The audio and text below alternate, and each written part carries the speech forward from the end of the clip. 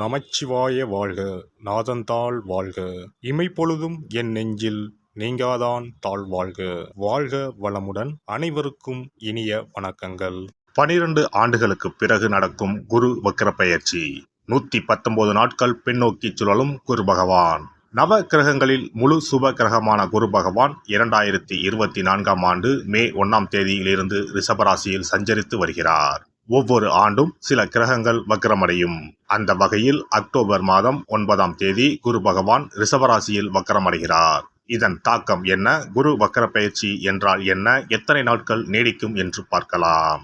குரு பகவான் இந்த ஆண்டு அக்டோபர் மாதம் 9ஆம் தேதி புதன்கிழமை ரிஷபராசியில் வக்ரமாகி பின்னோக்கி செல்வார். பிப்ரவரி 4, 2025ஆம் ஆண்டு வரை இந்த நிலை நீடிக்கும். வக்ரம் என்பது நேராக செல்லக்கூடிய ஒரு கிரகம் பின்னோக்கி செல்வதை குறிக்கும். ரிஷபராசியில் சஞ்சரிக்கும் குரு பகவான் அடுத்து மிதுன ராசிக்கு செல்லாமல் பின்னோக்கி ரிஷபத்தில் ரோகிணி மற்றும் கிருத்திகை நட்சத்திரத்தில் சுழல்வது குரு வக்ர பயிற்சியை குறிக்கும். ஒவ்வொரு ராசிக்கும் குரு வக்ர பயிற்சி கணிசமான தாக்கங்களை, நல்ல பலன்களை அல்லது தடைகளை ஏற்படுத்தலாம். ஆனால் பொதுவாக குரு வக்ரம் அடைவது என்பது சுப காரிய தடை, விரிவாக்கம், வளர்ச்சி போன்றவற்றில் பாதிப்பு ஏற்படும். இந்த ஆண்டு குரு பெயர்ச்சி எந்த ராசிகளுக்கு நற்பலன்களை தந்ததோ, அதிர்ஷ்டமான பயிற்சியாக இருந்ததோ அந்த ராசிகள் குரு வக்ரமாகும் 4 மாத காலத்தில் குறைவான அளவு நற்பலன்களை பெறுவார்கள். இந்த ஆண்டு குரு பெயர்ச்சி பலன்களில் எந்த ராசிகளில் குரு பகவான் எதிர்மறையான தாக்கம் ஏற்படுத்தினாரோ அந்த ராசிகளுக்கு வரும் 4 மாதம் அமோகமான பலன்கள் கிடைக்கும். அக்டோபர் 9 முதல் குரு வக்ர பயிற்சி தொடங்குகிறது. நவம்பர் 15 வரை சனி வக்ர பயிற்சி நீடிக்கிறது. கிட்டத்தட்ட 40 நாட்கள் 2 முக்கியமான கிரகங்கள் வக்கிரமாக சஞ்சரிக்கிறது. இது ஒரு சில ராசிகளுக்கு அபரிமிதமான நற்பலன்களை, அதிர்ஷ்டத்தை வாரி வழங்கும். பொதுவாக குரு பகவான் இருக்கும் இடத்தை விட பார்க்கும் இடங்கள் சுப பலன்களை பெறும். குரு பகவான் ரிஷபராசியில் இருந்து 5ஆம் பார்வையாக கன்னி ராசியையும், 7ஆம் பார்வையாக விருச்சிக ராசியையும், 9ஆம் பார்வையாக மகர ராசியையும் பார்க்கிறார். வக்ரமடைந்த குரு பார்வையால் சில ராசிக்காரர்கள் ராஜாதி ராஜ யோகம் பெறப்போகின்றனர். இனி இந்த வக்ர பெயர்ச்சியால் உங்கள் ராசிக்கான சுப பலன் என்ன என்பதனையும், அசுப பலன் ஏற்படுமாயின் ராசிக்காரர்கள் செய்ய வேண்டிய பரிகாரம் என்ன, வழிபட வேண்டிய தெய்வம் யார் என்பதனை பற்றியும் விரிவாக காண்போம். உங்கள் வாழ்வில் வளமும் நலமும் செல்வ செழிப்பும் பெற்று வாழ்வில் உயரிய நிலையை அடைய எல்லாம் வல்ல எம்பெருமானை வேண்டி விரும்பி கேட்டுக்கொள்கிறேன். விருச்சிக ராசி அன்பர்களே, குரு பகவான் 7ஆம் வீட்டில் அமர்ந்து விருச்சிக ராசியை பார்க்கிறார். உங்களுடைய நீண்ட நாள் கனவுகள் பூர்த்தியாகும். நல்ல நேரம் வந்துவிட்டது. குரு பகவான் தன்னுடைய 5ஆம் பார்வையால் லாபஸ்தானத்தை பார்க்க போகிறார். சம்பாதிக்கும் பணம் சேமிப்பாக உயரும். சொத்து வசதி வாய்ப்பு பெருகும். சுபகாரியம், திருமணம் கைகூடும். பண வருமானத்தில் இருந்த முட்டுக்கட்டைகள் அகலும். வரவேண்டிய பண பாக்கிகள் கைக்கு வரும். கடன்கள் அடைபடும். இனி பல நல்ல திருப்பங்கள் வாழ்க்கையில் ஏற்படும். உடல் ஆரோக்கியத்தில் சிலருக்கு நல்ல முன்னேற்றம் ஏற்படும். இதனால் மருத்துவ செலவுகள் கூட குறையும். சிலருக்கு வீடு வாகனம் தொடர்பாக சுப செலவுகள் ஏற்பட வாய்ப்புள்ளது. குடும்பத்தில் சுபகாரிய பேச்சுவார்த்தைகள் உற்சாகம் தரும். திருமணம் ஆகாத அன்பர்களுக்கு திருமணம் நல்லபடியாக நடந்தேறும். திருமணமாகி குழந்தை இல்லாத அன்பர்களுக்கு குழந்தை பாக்கியம் கிடைக்கும். சிலருக்கு திடீர் தனவரவு மகிழ்ச்சி தரும். இதனால் சிலருக்கு பழைய கடன்கள் கூட அடைபடும். சகோதர வகையில் இருந்து வந்த மனக்கசப்புகள் தீரும். எனினும் அவ்வப்போது சிலருக்கு பிள்ளைகள் வழியில் சின்ன சின்ன மனக்கசப்புகள் வந்து போகலாம். பெரிய பாதிப்புகளுக்கு இடமில்லை. இந்த காலகட்டத்தில் குருவின் அருள் உங்களுக்கு திருவருள் புரியும். சிலருக்கு உத்தியோக ரீதியாக சில திருப்பங்கள் ஏற்படும். எதிர்பார்த்த சலுகைகள் கூட சிலருக்கு நல்லபடியாக கிடைக்கப்பெறும். வெகு நாட்களாக எதிர்பார்த்து காத்திருந்த ஊதிய உயர்வு, உத்தியோக உயர்வு போன்றவை சிலருக்கு கிடைக்கப்பெறும். சிலருக்கு வெளிநாடு சென்று பணிபுரியும் வாய்ப்பு ஏற்படும். புதிதாக வேலை தேடும் அன்பர்களுக்கு தகுதிக்கு ஏற்ப நல்ல வேலை கிடைக்கப்பெறும். தொழில் அல்லது வியாபாரத்தில் நல்ல முன்னேற்றங்கள் ஏற்படும். புதிய கிளைகளை துவங்க வழி பிறக்கும். சிலருக்கு பழைய கடன்கள் அடைபடும். போட்டிகள் குறைந்து நல்ல லாபத்தை பார்ப்பீர்கள். பல நல்ல முதலீடுகளை செய்து மகிழ்வீர்கள். வியாபாரத்தில் புதிய வாடிக்கையாளர்கள் உங்களை தேடி வருவார்கள். கொடுக்கல் வாங்கல் போன்ற விஷயங்களில் கூட ஓரளவு நன்மை உண்டு. சாமர்த்தியமாக பேசி பழைய கடன்களை வசூல் செய்வீர்கள். முடிந்த வரையில் பிறருக்கு ஜாமீன் போடுவதை தவிர்க்கவும். அரசியல்வாதிகள் பேச்சில் மட்டும் நிதானத்தை கடைபிடிப்பது நல்லது. விவசாயிகள் உழைப்பு வீண் போகாது.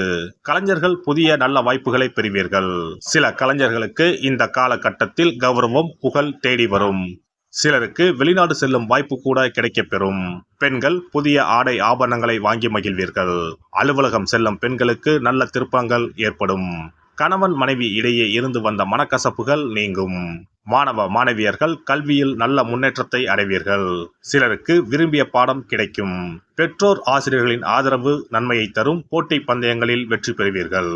மொத்தத்தில் அனைத்து வகையிலும் உங்களுக்கு இந்த காலகட்டத்தில் நல்ல பலன்கள்தான் ஏற்படும். வியாழக்கிழமைகளில் குரு வழிபாடு செய்வது நன்மையை தரும். சிறப்பு தொகுப்பு. இனி வரவே வராது என நினைத்த பணம் திரும்பி வருவதற்கு இதை மட்டும் செய்தால் போதும். நாம் கஷ்டப்பட்டு சேர்த்த அல்லது சம்பாதித்த பணத்தை யாரையாவது நம்பியோ அல்லது அவர்களுக்கு உதவி செய்வதற்காகவோ கொடுத்து ஏமாந்து இருக்கலாம். அப்படி இழந்த பணத்தை திரும்ப இனி வரவே வராது என நினைத்த பணத்தை கூட சில எளிய தாந்திரீக பரிகாரங்களை முறையாக செய்தால் திரும்ப பெற முடியும். இழந்த சொத்து, இழந்த பணம் மற்றும் நகை ஆகியவற்றை திரும்ப வீடு தேடி வர வைப்பதற்கான எளிய பரிகார முறைகள் பற்றி இங்கே தெரிந்து கொள்வோம். இந்த 2 முறைகளில் எந்த முறை நமக்கு எளிமையானதோ அதை செய்து பயன்பெறலாம். வாங்கிய பணத்தை திருப்பி கொடுக்க முடியாமல் கடன் தொல்லையால் அவதிப்படுபவரை போல் பணத்தை கொடுத்துவிட்டு அதை திரும்பி வாங்க முடியாமல் தவிப்பவர்கள் அதிகம் இருக்கத்தான் செய்கிறார்கள். யாராவது அவசரம் என பண உதவி கேட்கும்போது நட்பின் அடிப்படையிலோ அல்லது இருக்கப்பட்ட சிலர் பணம் கொடுத்திருப்பார்கள். ஆனால் பணம் வாங்கிய நபரோ அந்த பணத்தை திருப்பி தராமல் இழுத்தடிக்கலாம். பணம் தர வேண்டிய நபருக்கு சூழ்நிலை காரணமாக பணம் வராமல் உங்களுக்கு திருப்பி தர முடியாமல் இருக்கலாம். அல்லது அந்த நபர் பணத்தை திருப்பி தரும் எண்ணமே இல்லாமல் இருக்கலாம். நீங்களும் பல முறை பணத்தை கேட்டு சலித்துவிட்டு இனி அந்த பணம் நமக்கு வரவே வராது என நினைத்து பணத்தை திருப்பி வாங்குவதற்கான முயற்சியை கூட கைவிட்டிருக்கலாம். இப்படி கொடுத்த பணம் திரும்பி வரவே வராது என நினைத்த பணத்தை உங்களிடம் பணம் வாங்கிய நபரே மனம் மாறி அவராக வந்து உங்களிடம் திருப்பி தருவதற்கு சில எளிய முறைகளை வீட்டிலேயே செய்தால் போதும். பரிகாரம் 1. கற்பூரம் ஒன்றை ஏற்றி அது எரியும் சுடரின் மீது இரும்பு கலந்த ஏதாவது ஒரு தட்டினை காட்ட வேண்டும். இப்படி காட்டும்போது அந்த தட்டில் கரி படலம் ஒன்று உருவாகும். இந்த கரியை உங்களின் வலதுபுற நடுவிரலில் எடுத்து ஒரு தெளிவான வெள்ளை காகிதத்தில் உங்களுக்கு பணம் கொடுக்க வேண்டிய நபரின் பெயரை எழுதி கொள்ளுங்கள். பிறகு அந்த பேப்பரை சிறியதாக மடித்து உள்ளங்கையில் வைத்துக்கொண்டு உங்களுக்கு பணம் கொடுக்க வேண்டிய அந்த நபரின் முகத்தை மனதில் நினைத்து கொண்டு அவர் உங்களுக்கு பணம் கொடுத்து விட்டதாகவும் உங்களுக்கு வரவேண்டிய பணம் அனைத்தும் வந்துவிட்டதாகவும் நினைத்து கொள்ளுங்கள். அந்த நபரின் பெயர் எழுதிய காகிதத்தை வீட்டின் பூஜை அறையில் வைத்து விடுங்கள். பிறகு அதை ஆற்றில் போட்டு விடலாம். பரிகாரம் 2. ஒரு சிறிய கிண்ணத்தில் மஞ்சளை தண்ணீர் கரைத்து எடுத்துக்கொள்ளுங்கள். ஒரு குச்சியால் அந்த மஞ்சளை தொட்டு வெள்ளை காகிதத்தில் பணம் தர வேண்டிய நபரின் பெயரை எழுதி கொள்ளுங்கள்.